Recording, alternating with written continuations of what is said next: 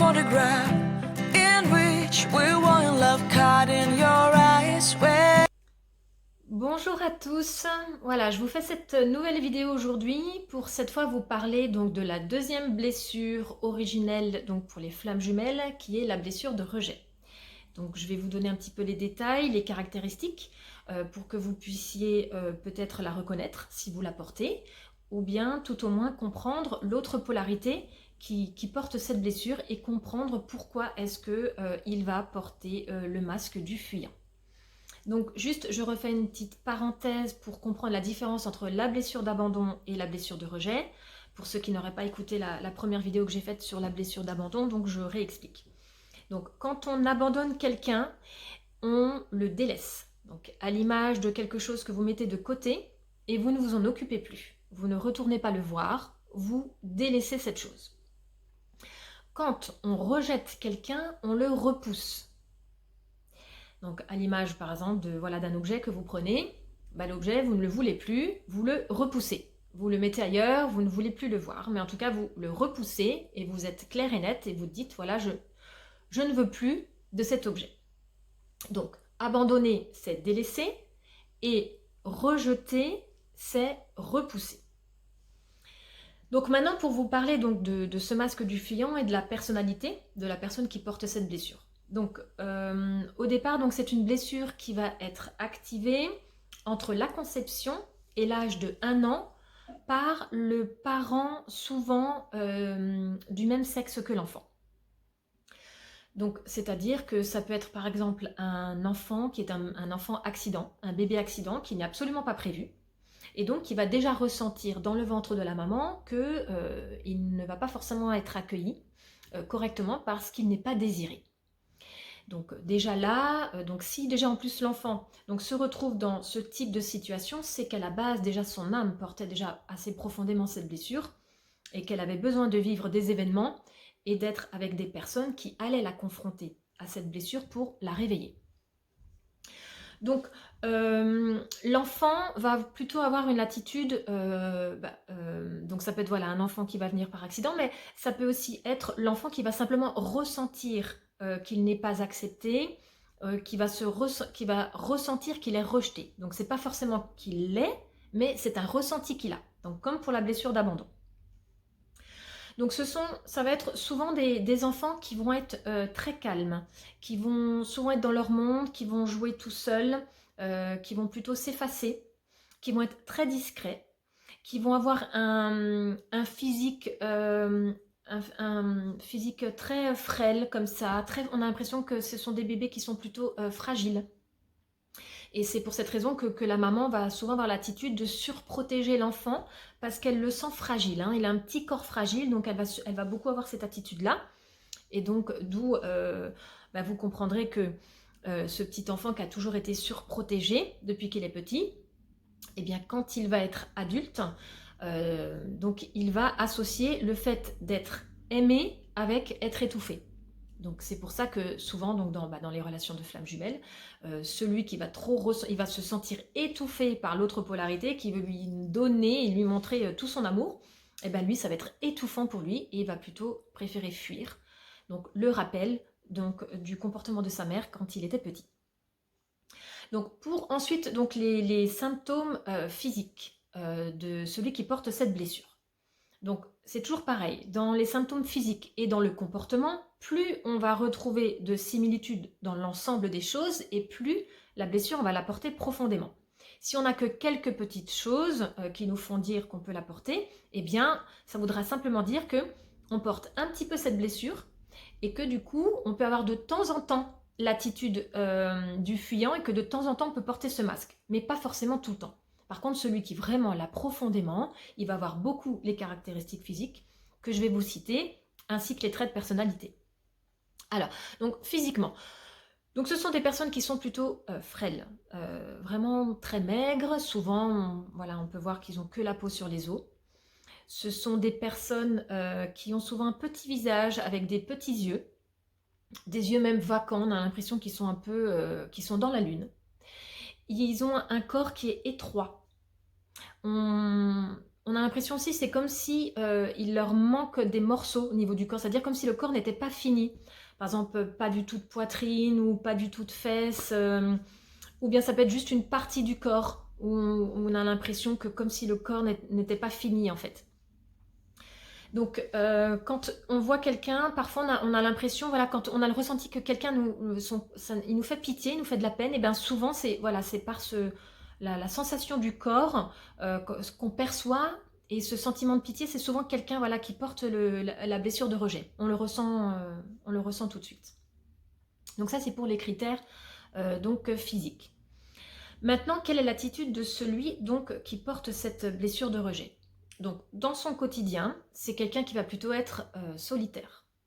C'est quelqu'un qui va plutôt être effacé. Donc, comme à l'image de son corps, qui est étroit, qui est très mince, qui ne veut pas prendre beaucoup de place, et bien c'est pareil dans la vie, c'est quelqu'un qui ne va pas vouloir prendre beaucoup de place. Même en famille, c'est quelqu'un qui va être très discret. C'est des personnes, d'ailleurs, souvent on a l'impression qu'ils ne sont pas là. En fait, ils partent tout le temps dans l'astral. Ce sont des personnes qui ne sont pas branchées.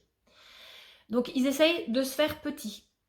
Ce sont des personnes, en fait, qui sont constamment en train de se dévaloriser, qui pensent ne pas avoir le droit d'exister. Ce sont des personnes qui sont touchées profondément, en fait, dans leur être, c'est-à-dire qu'ils sont en grande, grande souffrance et ils se sentent souvent rejetés, ou bien c'est eux qui vont rejeter les autres. Donc, c'est-à-dire que, par exemple, avec une personne du même sexe, eh bien, on va souvent se sentir rejeté dans ce qu'elle va pouvoir nous dire ou faire. Et par contre, avec la personne du sexe opposé, la personne qui porte cette blessure va plutôt avoir tendance à la repousser. Même si elle va culpabiliser après sans vouloir, voilà, ce sont des mécanismes qui sont en place, qui ont été développés donc par le petit enfant, qui, lorsqu'il était petit, n'avait pas d'autre possibilité pour ne pas souffrir que de développer cette attitude-là. Donc il a développé une autre personnalité, et donc en portant ce masque du fuyant. Donc à l'âge adulte, donc, ce sont des personnes qui vont plutôt être dans le perfectionnisme, parce qu'ils ne croient tellement pas en eux, ils se dévalorisent tellement que du coup, ils vont, pour éviter d'être jugés, qui vont vraiment vouloir être dans la perfection dans ce qu'ils vont faire. Donc ils sont beaucoup dans le faire. Parce que pour eux, en fait, être critiqué, ça veut dire être jugé. Et pour eux, être jugé, c'est être rejeté. Donc c'est quelque chose qu'ils vont absolument tout faire pour éviter. Donc ils vont être à essayer d'être dans la perfection des choses. Donc je crois que j'ai déjà dit, donc des personnes qui sont solitaires, c'est des personnes qui peuvent souvent, leur plus grande peur c'est la panique. Donc ils vont tout faire pour éviter les situations où ils peuvent se retrouver en panique, parce qu'ils peuvent vite se retrouver tétanisés de certaines situations. Alors, qu'est-ce que j'ai pris encore comme note là-dessus? Donc, oui, c'est des personnes qui trouvent donc toujours, bien entendu, une bonne raison pour fuir. Donc, à l'image des flammes jumelles, hein, quand on dit il est toujours en fuite, il trouve toujours une bonne raison pour fuir la relation, pour fuir son autre. Qu'est-ce que je peux encore vous dire donc sur la personnalité? Donc oui, c'est des personnes qui ne s'attachent pas aux choses matérielles. C'est des personnes en fait qui sont sans cesse en train de rechercher l'amour, donc du coup du parent où il aura la sensation d'être rejeté ou qu'il l'aura rejeté. Donc il sera toujours en recherche d'amour de cette personne. Donc voilà, donc en gros j'essaie un petit peu de vous synthétiser sur la personnalité et le physique de la personne qui est fuyante. Alors, donc de quelle manière est-ce qu'on peut soigner cette blessure? Donc c'est pareil que les autres blessures, c'est déjà la reconnaître, voir que l'on porte cette blessure. Et dans tous les cas, comme de nouveau toutes les blessures, c'est vraiment par l'amour de soi qu'on va pouvoir la guérir. Et l'estime de soi. Donc celui qui porte la blessure de rejet est vraiment quelqu'un qui se dévalorise encore plus que les autres, puisqu'il ne croit même pas à son droit d'existence. Donc pour lui, ce qu'il va falloir faire, c'est revenir à lui, revenir à ses propres besoins, savoir ce qu'il a besoin, s'observer et se les apporter lui-même. Pour ne plus se sentir rejeté des autres. Croire en lui, en ce qu'il est, voir toutes les belles parties qu'il a à l'intérieur de lui. Et donc s'apporter tout ce que lui, il a besoin. Parce que donc quand on est en blessure de rejet, on peut également être en dépendance affective. Donc si on a eu une carence affective, il n'y a pas que celui qui est dans la blessure d'abandon qui va porter le masque du dépendant et qui va être en dépendance affective. Celui qui porte la blessure de rejet peut l'être également. Donc il y a aussi tout un travail pour s'apporter cette affection que l'on recherche et ne plus la rechercher donc à l'extérieur. Il va falloir aussi reconnaître et se pardonner d'avoir pu en vouloir à ce parent qui nous a rejetés, ou en tout cas qui nous a fait, enfin, ou que nous on a ressenti qui nous rejetait. Donc il faut savoir que de toute façon, ce parent, lui aussi, majoritairement porte cette blessure de rejet, donc forcément, il a la même attitude, c'est qu'il allait forcément rejeter l'enfant. Donc du coup, c'est être en capacité donc de pardonner à ce parent qui lui aussi porte cette blessure, et d'un autre côté se pardonner à soi d'avoir eu jusqu'à la haine envers ce parent, de le détester pour nous avoir fait subir ce rejet. Et ensuite donc travailler bien entendu sur l'amour de soi. Et comment on se rend compte donc que cette blessure qu'on a avancé dessus, eh bien à partir du moment où on ne va plus fuir certaines situations, mais qu'on va pouvoir y faire face, eh bien, c'est qu'on commence à avancer sur cette blessure. Parce qu'il faut prendre conscience que maintenant, on est des adultes, qu'on n'est plus ce petit enfant qui n'avait pas d'autre choix que de fuir, et que maintenant, on est assez grand pour faire face aux choses, et qu'on peut faire face et on n'est plus obligé de fuir la situation. Ensuite, c'est oser s'affirmer, et donc dire pareil ce qu'on a besoin, ce qu'on ressent. Et également, lorsque quelqu'un ne va pas forcément faire attention à soi, eh bien on va se sentir bien malgré tout. Alors que celui qui porte vraiment la blessure de rejet, si quelqu'un ne porte pas attention à lui, il va tout de suite se sentir rejeté, et donc il préférera donc fuir. Et donc, il vivra aussi moins de situations où il sera en panique. Donc ça, c'est aussi quelque chose qui se remarque, puisque plus on va porter la blessure, et plus on va attirer à soi les événements, les situations qui font pour nous montrer que nous portons toujours cette blessure. Alors, pour revenir donc aux flammes jumelles, c'est là que c'est donc très important de comprendre votre autre qui porte cette blessure, et qu'il est absolument inutile d'essayer de jouer au sauveur, puisqu'on sait que celui qui porte l'abandon, eh bien, il va avoir cette attitude souvent de vouloir aller sauver l'autre.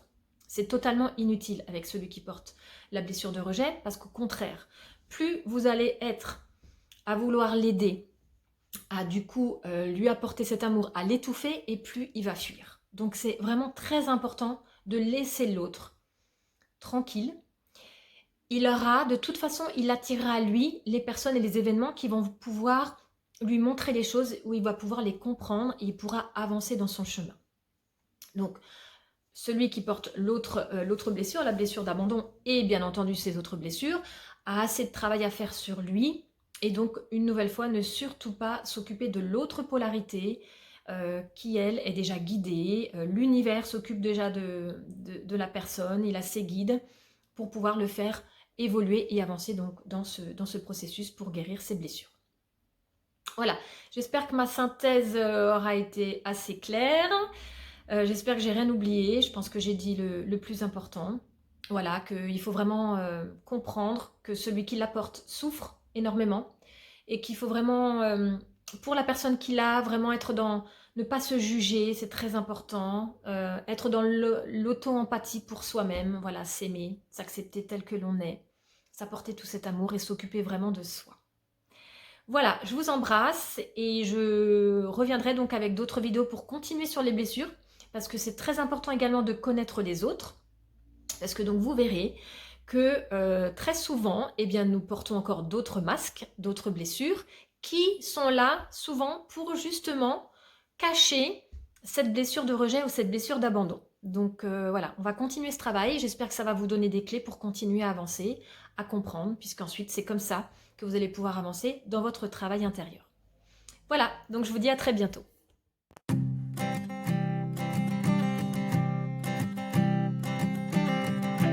I keep a photograph in which we were in love.